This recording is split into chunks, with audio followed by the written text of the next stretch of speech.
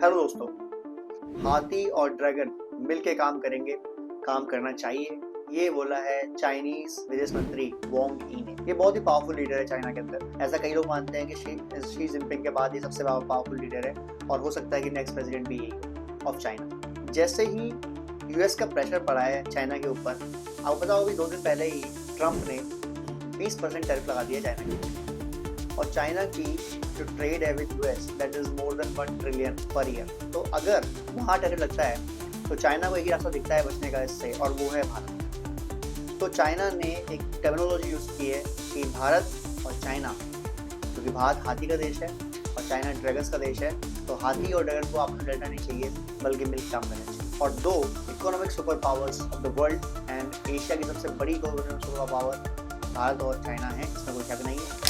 तो वांग यी कहते हैं कि हम चाहते हैं कि भारत और चाइना यानी हाथी और ड्रैगन एक साथ चले मिलके, ना कि दूसरे को सोचें कि हमारा लड़ाई करनी है, कंपटीशन लड़ना है, ये ना सोचें, मिलके चलें और फिर हम दुनिया को हरा सकते हैं। क्योंकि चाइना को अमेरिका से अब दिक्कत होनी शुरू हो गई है और भारत को चाहता है वो अपनी ताज में लाना, क्योंकि भारत एक ग्रोइंग इकोनॉमी 6.5 की दर से बढ़ रही है हमारी इकोनॉमी। इसके अलावा हमारे पास ऑलमोस्ट 140 करोड़ की आबादी है, पावर कंजप्शन भी है, गुड्स कंजप्शन भी है, पैसे भी हैं लोगों को खरीदने के लिए। तो चाइना चाहता है कि यहाँ पर माल बेचे, वहाँ से माल निकलेगा तो यहाँ बेचे। चाइना ने जाहिर सी बात है यूज पे कर दिया है कि 20% हम आप पे करते हैं। अब चाइना क्या बात है बोल रहे हैं, चाइना कहता है ग्लोबल साउथ को हम अच्छा कंट्रोल कर सकते हैं, हम ग्लोबल पावर को अच्छा कंट्रोल कर सकते हैं अगर हम दोनों मिलकर काम करें। इतना क्यों कह रहे हैं, इतना पीछे क्यों करें?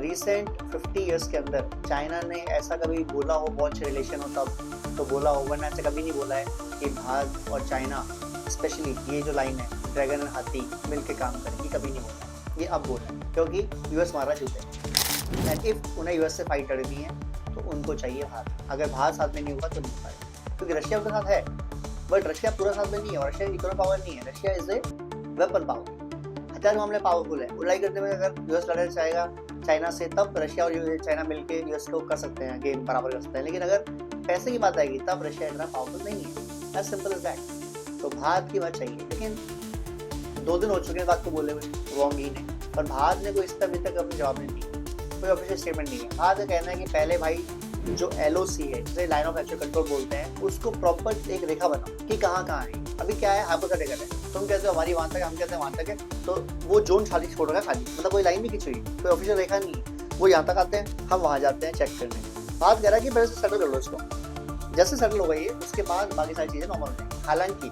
वांग यी ने बोला कि जैसे चाइना अभी मुलाकात हुई थी शी जिनपिंग की और प्रधानमंत्री मोदी की रशिया के अंदर, तो वहाँ पर ये डील बन गई थी और उसके बाद काफ़ी रिलेशन सुधरे हैं, काफ़ी आगे बढ़े हैं, बट उनको और स्पीड में बढ़ाना चाहिए।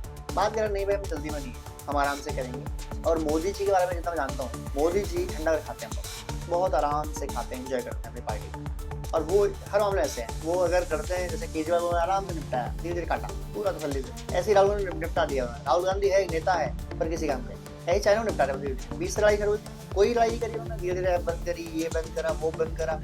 ये डायरेक्ट फ्लाइट तक उन्होंने शुरू की जब तक शी जिनपिंग ने मिलने के लिए राजी नहीं हुआ, मिला नहीं, खुद बुला के मिला, मीटिंग करी, बोला कि हाँ ठीक है मिलकर काम करेंगे, तब फ्लाइट ऑन करी डायरेक्ट पैसेंजर की, वरना सामान भेजो उसकी डायरेक्ट फ्लाइट आएगी, लेकिन इंसान में घूम के आएगा, उड़ के जाएगा, तो घूम के आएगा। इससे क्या होता है बिजनेस विल बी स्लो हो जाएगा अपने आप। अब चाइना कह रहा है जल्दी जल्दी आओ, दोस्ती बोल सकते हैं आगे बढ़ते रहते, ऐसे नहीं होता ना भाई काम। तुम थोड़ा डिक्टेट करोगे कि आज जल्दी कर लेते हैं कल कम कर ले, लड़ने आए थे ना 20 में, अब क्या हुआ, अब हाथ जोड़ के आ रहे हो कि चलो धंधा करते मिलकर। 2 रीजन, पहला चाइना को पता है पाकिस्तान ट्रस्टेबल है, दूसरा ट्रस्टेबल हो भी तो क्या बिगाड़ ले, पैसे है ना उनके पास, बिगाड़ ही देगा। तीसरा पाकिस्तान में जो बलूचिस्तान प्रांत है, जो आधी आबादी है लगभग उनकी, आधा एरिया है, अगर कम है तो उनकी पर एरिया आता है, ऊपर से पख्तूनख्वा है, KP है, ये आपका POK है, ये तो एरिया पाकिस्तान कंट्रोल। वैसे भी चाइना को यहाँ वह जूते पड़ता है, रोज मरते हैं लोग, सुसाइड बॉम्बिंग उनके ऊपर होती है।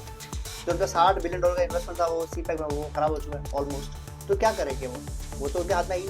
अब अगर भारत से दुश्मनी पंगे लेते हैं तो ये भी दिक्कत है, यूएस जूते मारा होता रहा। और जैसे ही वॉर खत्म होगा यूक्रेन और रशिया का, Russia will be near to US, if not friend near to US. जितना चाइना करीब है इतना ही वो करीब पहुंच जाएगा, उसके बाद वो हो गया न्यूट्रल। तो जब लड़ाई होगी चाइना और रशिया और अमेरिका की, जो कि होनी है, चाइना इंडिया की लड़ाई होनी है, ऑफकोर्स होनी है, कितने साल बाद पता नहीं पर होनी है। तो ये जब लड़ाई होगी तब कौन सपोर्ट करेगा इनको, पैसे कहाँ से आएंगे इनके पास, इनकी डूब नहीं, इनका जो इनका बनना था इनका वो बना चुका ऑलरेडी, अब वो डूब नहीं कर रहा है, नीचे आ रहा है, वो डिप कर रहा है। चाइना इकोनॉमी ग्रो कितनी हो रही है, 1%, 1.5% से ग्रो हो रही है। ऊपर से यूएस लगा दिया वो अपना सेशन कि 20% टैरिफ दो और डूबेगी और कम डाउन होगा। तो भारत के बिना एक का सर्वाइव करना, सस्टेन करना इज नॉट पॉसिबल। आप लोग क्या राय है, क्या चाइना भारत दो छोड़ सकते हैं? हाँ तो कमेंट कीजिए, ना तो कमेंट कीजिए, रीजन दीजिए। चैनल अच्छे लगे सब्सक्राइब कीजिए, शेयर कीजिए। Thank you very much. जय हिंद।